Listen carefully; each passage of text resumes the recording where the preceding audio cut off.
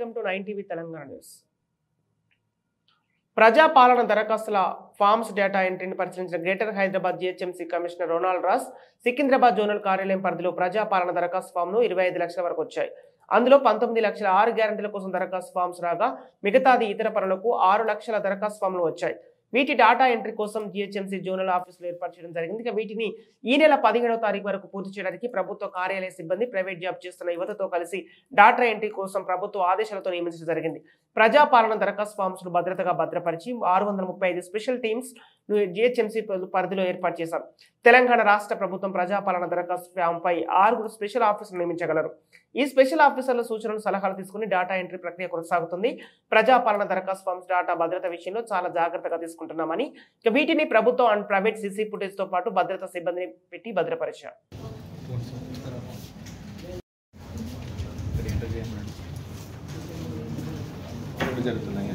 ఈ laptops your own laptops మీరు తీసుకొచ్చారు. ఎక్కడ పనిచేస్తున్నాను వాళ్ళు స్టూడెంట్స్ ఇక్కడ ఏ కాలేజ్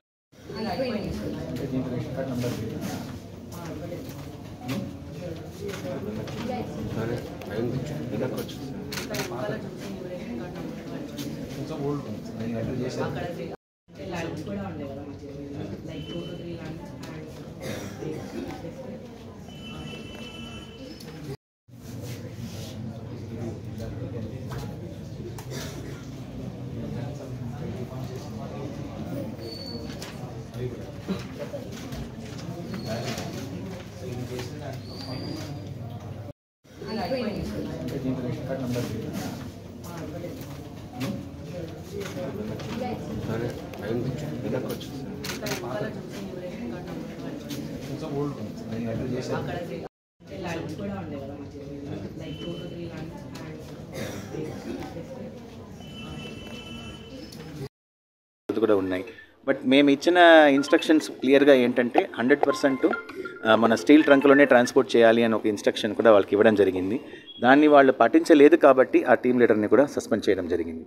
రెండో వీడియో చూసుకుంటే ఆ వీడియో తీసినదే మా ఆఫీస్ ఎదురుగా తీసారు. That is in front of our own circle office. So they were transporting that to the circle office. Ward ఆఫీస్లో కంప్యూటర్స్ ఏర్పాటు చేసుకున్నారు అక్కడ ఉన్న డిప్యూటీ కమిషనర్. అక్కడ ట్రాన్స్పోర్ట్ చేయడానికి పొద్దున్న బయట తీసుకొచ్చినప్పుడు కొంతమంది తీసుకున్నారు. దట్ ఈస్ ఆల్సో మేము క్లియర్గా చెప్తున్నాము, ట్రాన్స్పోర్టేషన్ 2 వీలర్లు చేయకూడదు. క్లియర్గా వాళ్ళు ట్రంక్ బాక్స్ పెట్టి తీసుకువెళ్ళాలి. దానికోసం అక్కడ ఉన్న అధికారి కూడా షోకాస్ నోటీస్ ఇవ్వడం జరిగినాయి. ప్లస్ క్లియర్ కట్ ఆదేశాలు అందరికీ ఇచ్చాము. ఈ ఫార్మ్స్ అనేది సెక్యూరిటీ చాలా ఇంపార్టెంట్. సో అన్ని జాగ్రత్తలు ఆల్రెడీ SOPs అనేది గవర్నమెంట్ ఇచ్చారు. మేము కూడా వాళ్ళకి ఇవ్వడం జరిగినాయి. అది ప్రకారం తప్పనిసరిగా పాటించాలని కూడా చెప్పడం జరిగింది.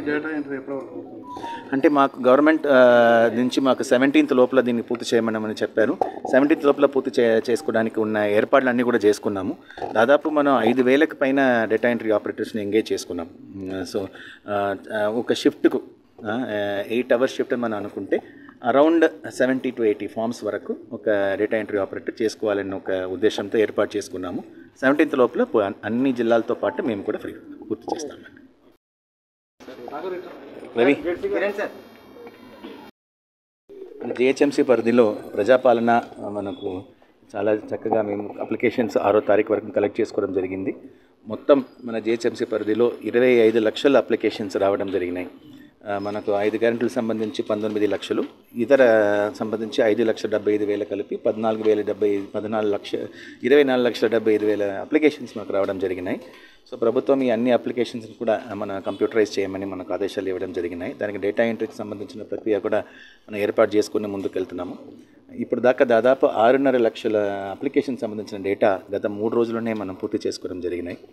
ఈ డేటా ఎంట్రీ ప్రక్రియ ఎట్లా కొనసాగుతుందంటే మనం ఇంతవరకు కలెక్ట్ చేసిన అప్లికేషన్స్ అన్నీ కూడా మన డిప్యూటీ కమిషనర్ ఆఫీస్ అర్బన్ ఏరియాలో, రూరల్ ఏరియాలో, మండల ఆఫీస్లో మనం లాక్ అండ్ కీలో పెట్టుకోవడం జరుగుతాయి.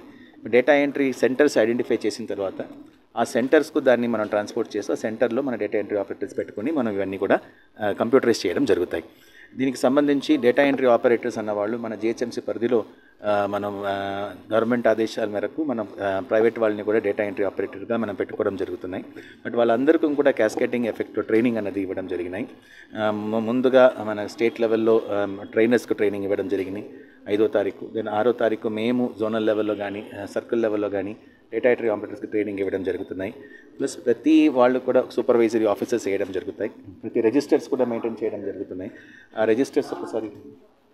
రిజిస్టర్స్ అన్నీ కూడా ప్రతి ఆపరేటర్కు ఏమి ఫామ్స్ ఇస్తున్నాము ఆ ఫామ్స్ మనం దాని మీద సూపర్వైజరీ చెక్ వాళ్ళు కరెక్ట్గా క్వాలిటీ మీద కూడా కాన్సన్ట్రేట్ చేస్తున్నారా అవన్నీ కూడా చేసుకోవడం జరుగుతాయి.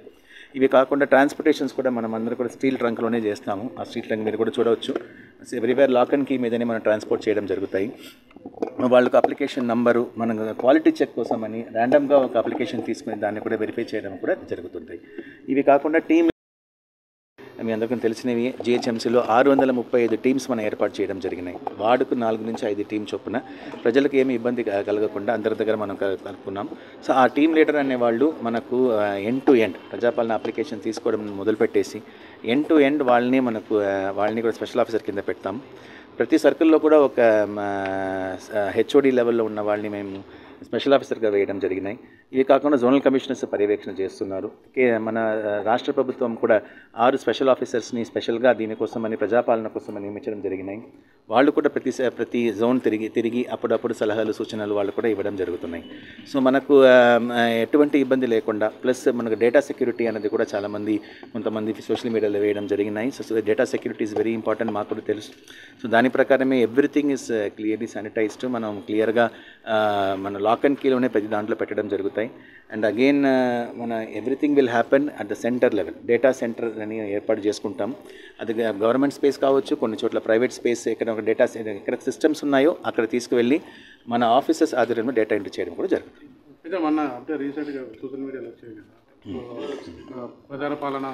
మనకు 2 వీడియోస్ వచ్చినాయండి, అందరికీ తెలిసినవి. ఒక వీడియో అన్నది మనకు ఫ్లైఓవర్ మీద, బాలానగర్ ఫ్లైఓవర్ మీద మన ఏజెన్సీకి ఎవరెవరు ఏజెన్సీ మన వాళ్ళు ఇచ్చామో వాళ్ళు ఒక ఏజెన్సీ సెంటర్ నుంచి అమీర్పేటలో ఉన్న 2వ ఏజెన్సీకి వాళ్ళు ట్రాన్స్పోర్ట్ చేస్తున్నప్పుడు మంచిగా వాళ్ళు కట్టి తీసుకెళ్ళేది కింద పడిపోయాడు, ఫామ్స్ అన్ని కింద పడిపోయినాయి. దాని అన్నీ తీసుకొని సర్దుకునేటప్పుడు somebody has taken video and posted in social media. మేము ఇమీడియట్గా దాని మీద ఎంక్వైరీ చేశాము. ప్రతి ఫామ్ని కూడా, ఎందుకంటే ప్రతి ఫామ్ మేము రిజిస్టర్లో రాసుకున్నాం. సో ప్రతి ఫామ్ లెక్క మా దగ్గర ఉన్నాయి. ఆ రిజిస్టర్లో ఎవరు ఫామ్ ఇచ్చారో వాళ్ళ సంతకం కూడా తీసుకున్నాం.